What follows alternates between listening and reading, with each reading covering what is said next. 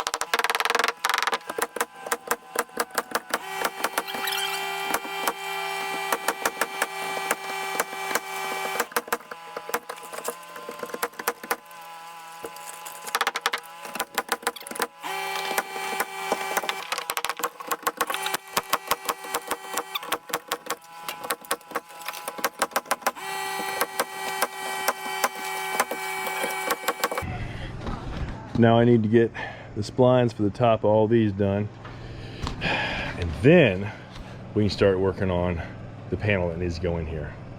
Here and there I'm getting some questions fed in on comments on the videos and from some of the people that I know.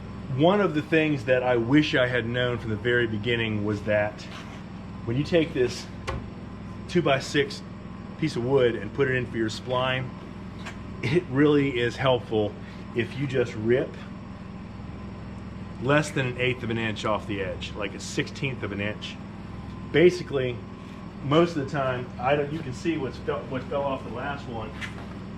Usually, it's not even a couple little bits of paper.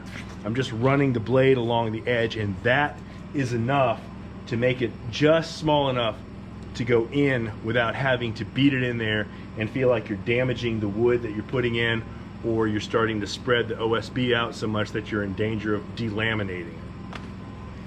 That's going to be one of the things that we're going to put in a tips and tricks video. I guess kind of a Q&A. If anybody's got any other questions, fire them at me. I'd be happy to put them in there. But this definitely makes all the difference in the world. Unfortunately, we got most of the way around here before we figured that out.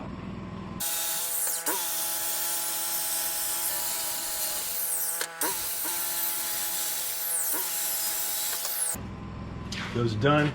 I'm gonna measure them, cut them, get them up in the wall.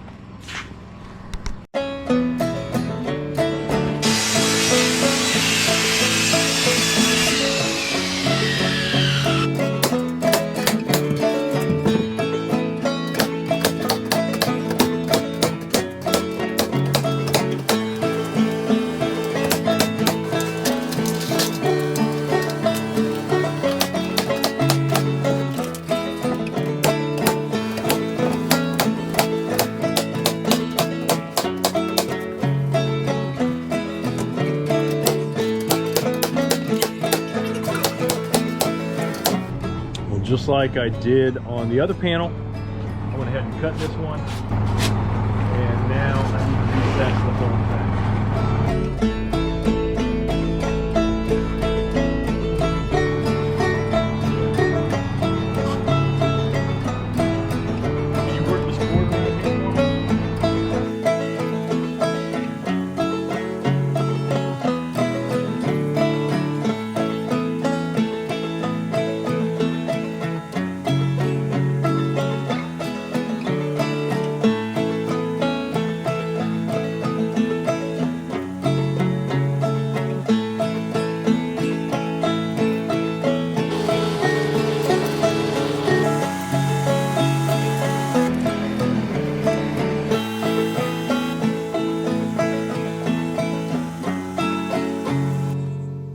come to an end. The sun's dropped over the mountain, so we're getting ready to head on home. We will be back tomorrow. We got to go pick up some supplies because we've used up all the OSB that we had. Given the cost of lumber lately, I don't want to buy more than I'm going to be using in the course of a week or two, just because I've had too much lumber go bad that ended up going to the dump or going to the burn pile. So we'll be back tomorrow. We're going to start putting that roof up. We'll see you then.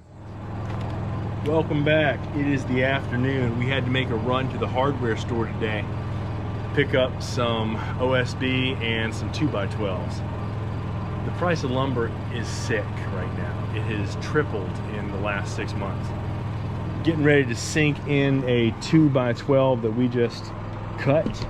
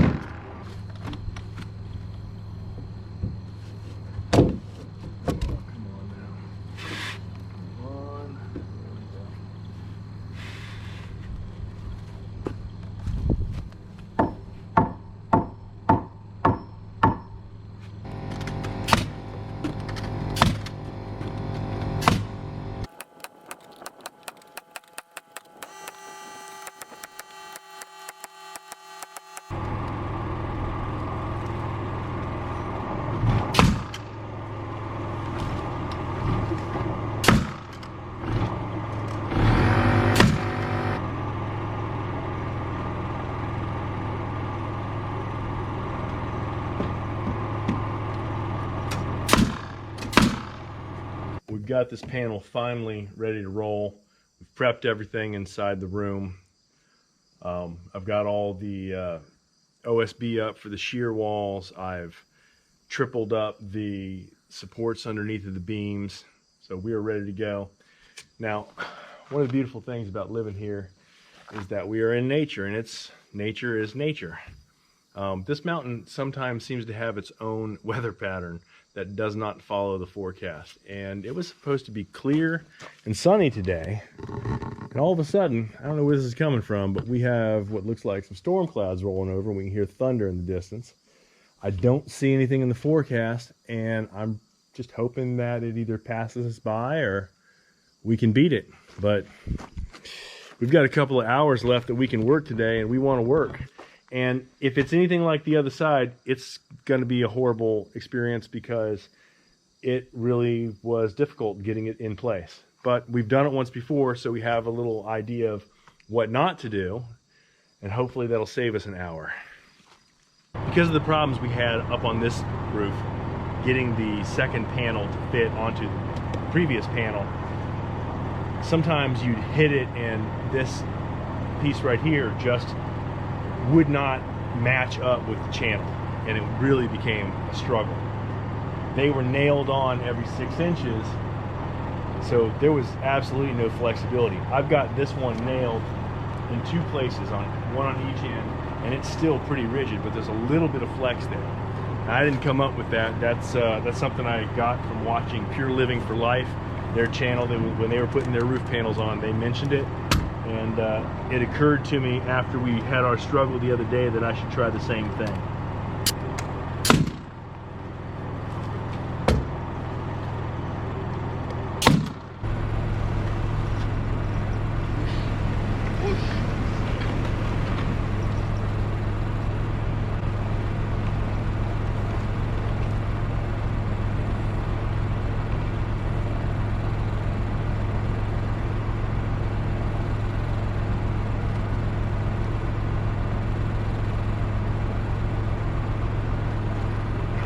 Alright, wasted a bunch of time here, but I got up on top. What I was doing was measuring from the corner and marking it on top. All that does is it gives me a visual reference when I'm putting the panels in, so that I know if I need to make any minor adjustment as to having them be even with the front.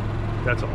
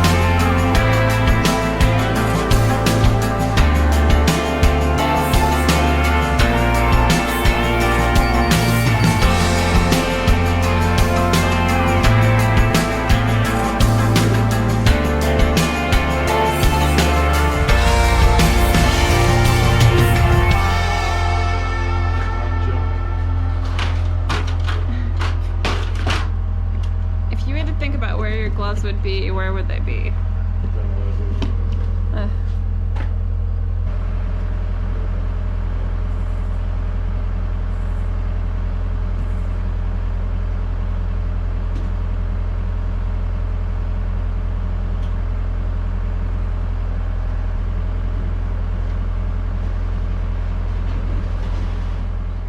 The first idea was to put the large cargo strap around it and just pull it up as far as we could, but as soon as we pulled, we could see that wasn't going to work, so we readjusted. Went ahead and put a ratchet strap on each side so that we could slowly pull it into place and got the excavator out of the way.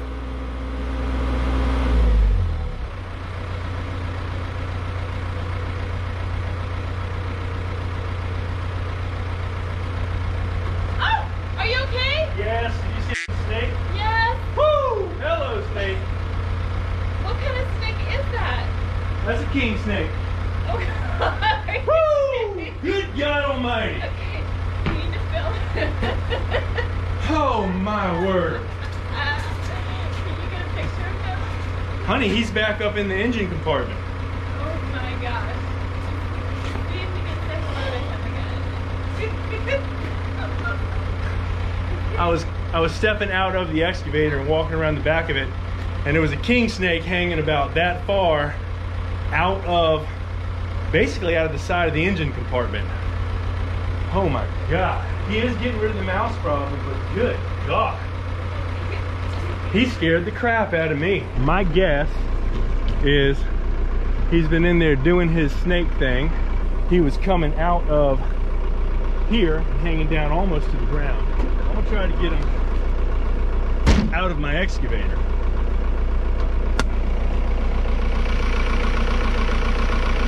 No, he's not there. I mean, he's there somewhere. He scared the fool out of me. And he's probably a little agitated right now, so I don't really want to irritate him.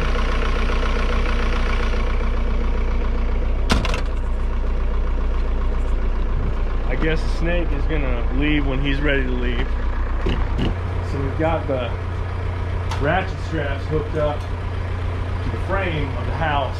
We're trying to pull, but it's catching on the top of this one beam. Jafana would work the ratchet straps, and I would get up underneath of it and lift just a little bit because it was catching on the front edge of the panel and rocking forward. Basically, the very center beam was standing probably a millimeter proud from the rest of them, and it was just getting in the way.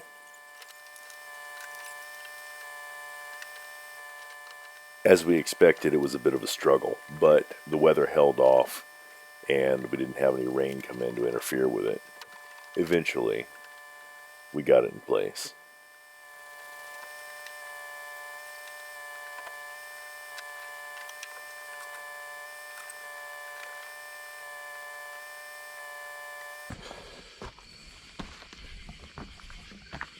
One panel. Now, tomorrow we're going to have to do something impressive because that wasn't impressive. Thanks for watching. If you enjoyed it, please hit the like button and share it with someone who might enjoy it as well. We look forward to seeing you again at Breakheart Orchard. My bride cannot leave the snake alone. Yeah. Head is brown? Yeah, his head's brown. Yeah. Well, leave him be. Okay, well, so you happy now he's out of the excavator? I am happy that he's out of the excavator. That was not good for me. He's a big boy, too. He just needs to go that way. Yep. Well, if all this mice be ate.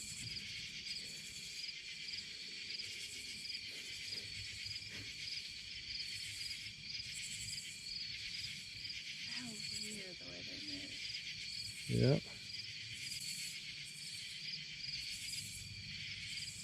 Bye. Well, let's go home. Alright. I'm going to spray this mouse repellent over here and see if I can maybe work toward the future of them not having a need to be in my excavator. Let's go home. Okay. Play this game again tomorrow.